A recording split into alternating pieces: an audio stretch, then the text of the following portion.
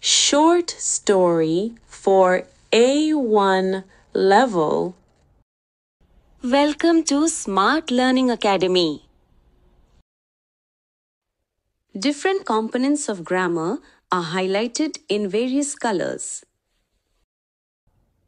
Die stolze Rose und das bescheidene Veilchen. In einem großen Garten wuchsen viele schöne Blumen. Die Rose war die schönste von allen. Sie war rot, duftend und stolz.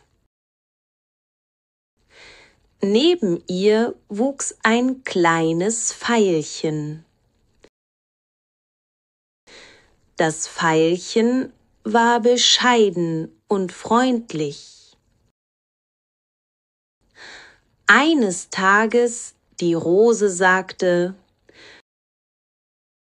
»Warum versteckst du dich im Gras, kleines Veilchen? Schau mich an. Ich bin groß, schön und leuchte in der Sonne.« Das Veilchen lächelte und sagte leise: »Ich bin klein, aber glücklich. Ich lebe im Schatten und bin zufrieden.« Am nächsten Tag kam ein starker Wind. Er blies heftig durch den Garten. Die Rose, die hoch stand, wurde vom Wind gebrochen. Aber das kleine Veilchen blieb sicher unter dem Gras. Als der Sturm vorbei war, war die Rose tot. Das Veilchen aber stand noch da und duftete leise.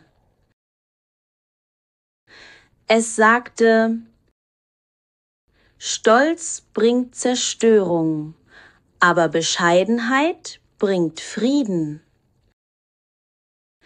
Wer stolz ist, fällt schnell.